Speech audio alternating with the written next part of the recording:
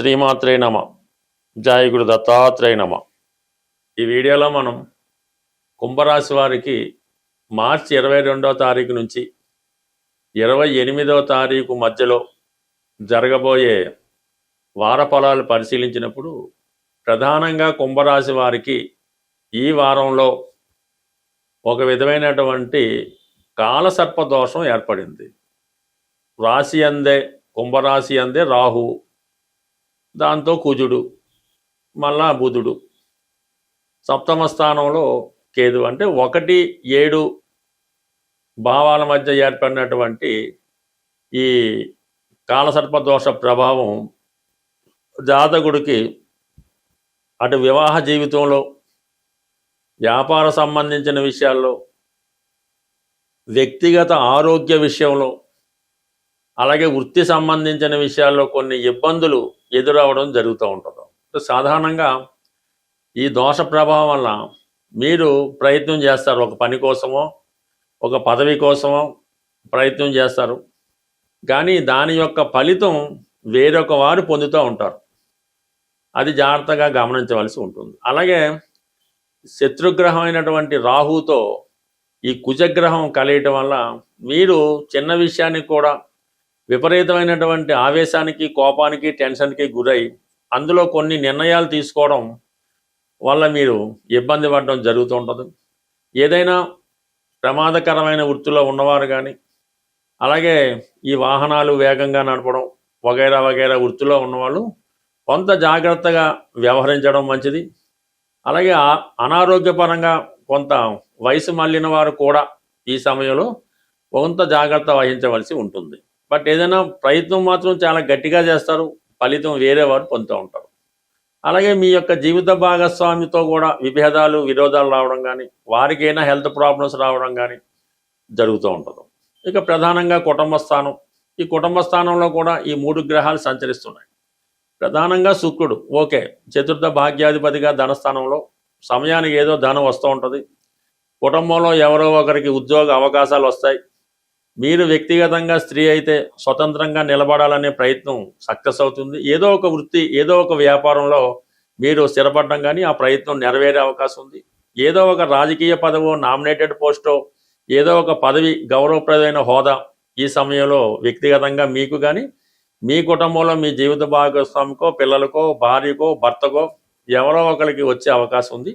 అది సినిమా రంగంలో, TV media రంగంలో ఉన్న వాళ్ళకన్నా, ఏదన్నా ఒక మ్యూజిక్, కళారంగం ఇటువంటి వాటిలో ఉన్న వాళ్ళు కూడా కొంత ప్రాధాన్యత, కొంత హోదా, కొంత గౌరవం, కొంత ఆర్థిక పరంగా సహకారం లభించే అవకాశం ఉన్నది. తర్వాత ఈ రవిగ్రహం, రవి ధనస్థానంలోకి వచ్చినప్పుడు ప్రభుత్వ పథకాలు అనుకూలంగా ఉంటాయి.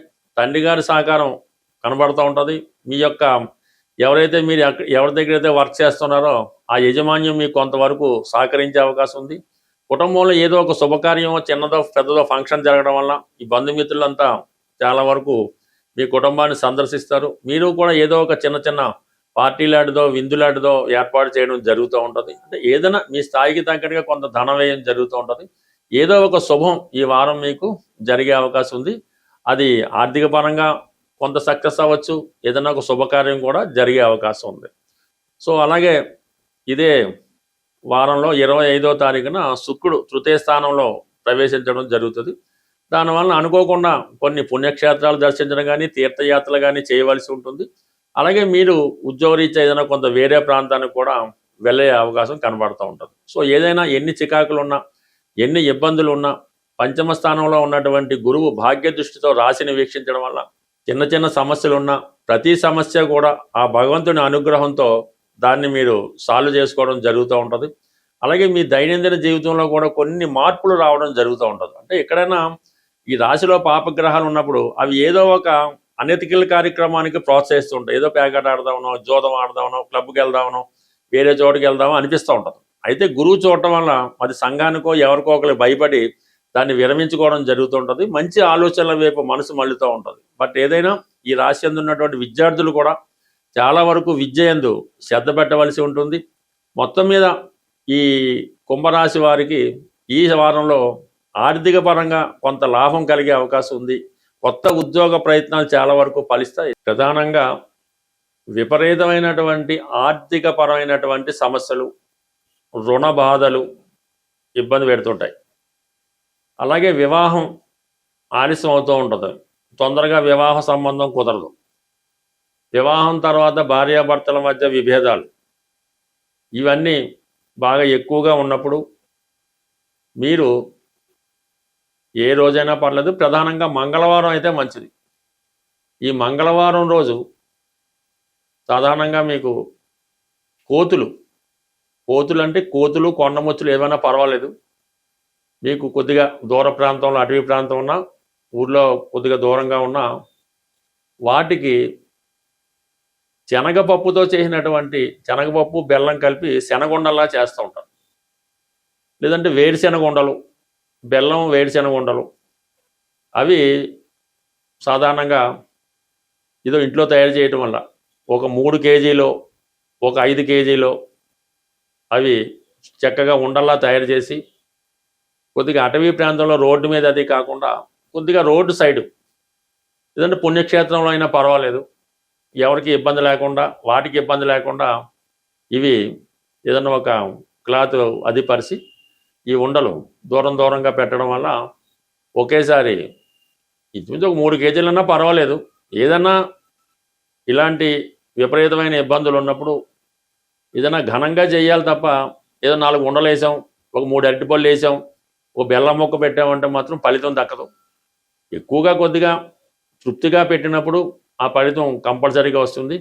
కానీ ఈ రెమెడీ 100కి 100 పాళ్ళు ఖచ్చితంగా పనిచేసి తీరుతుంది. ఒక్కసారి మీరు ప్రయత్నం చేసి చూడండి, అది మీకు దాని ఫలితం చాలా తొందరగా అనుభవంలోకి రావడం జరుగుతుంది.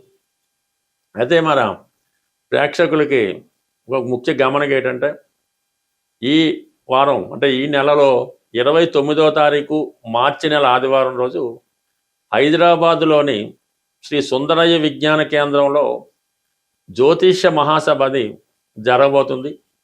అందులో ప్రముఖమైనటువంటి పుస్తక రచయితలు, ఆస్ట్రాలజర్స్ అంటే వీళ్ళ పెద్దవాళ్ళు శ్రీ మల్లాది మణిగారు, అలాగే శ్రీ నానాజీ పట్నాయక్ గారు, తర్వాత శ్రీ బంగారాయ శర్మ గారు మొదలగు ప్రముఖులు ఈ సభలో పాల్గొని వారు జ్యోతిష్యం మీద మాత్రమే ప్రసంగించడం జరుగుతూ ఉంటుంది. మీకు ఏమైనా జ్యోతిషపరమైనటువంటి సందేహాలు ఉన్నా కూడా ఆ సమయంలో మీరు తీర్చుకునే అవకాశం ఉంటుంది. కాబట్టి వీలున్న వాళ్ళు ఆ సభకి, అంటే ఉదయం 9:30 నుంచి సాయంకాలం 5:30 మధ్యలో జరుగుతుంది. అన్ని సౌకర్యాలు, సదుపాయాలు వచ్చిన ప్రేక్షకులు ఉంటాయి. ఏ విధమైనటువంటి ప్రవేశ రుచుంగా ఏమీ ఉండదు. మీరు ఉచితంగానే ఈ సభకి విచ్చేసి జ్యోతిషపరంగా కొన్ని అమూల్యమైనటువంటి సలహాలు, సూచనలు తెలుసుకునే ప్రయత్నం చేయండి. ఆసక్తి ఉన్నవాళ్ళు ఈ స్క్రీన్ మీద నోట్ అవుతున్నటువంటి ఫోన్ నెంబర్కి ఫోన్ చేసి రిజిస్ట్రేషన్ చేసుకుంటే మరి మంచిది. అంటే మేము తగిన ఏర్పాట్లు చేసుకోవడానికి అవకాశంగా ఉంటుంది. కాబట్టి తప్పకుండా రిజిస్ట్రేషన్ చేసుకొని హాజరవుతారని ఆశిస్తూ స్వస్తి.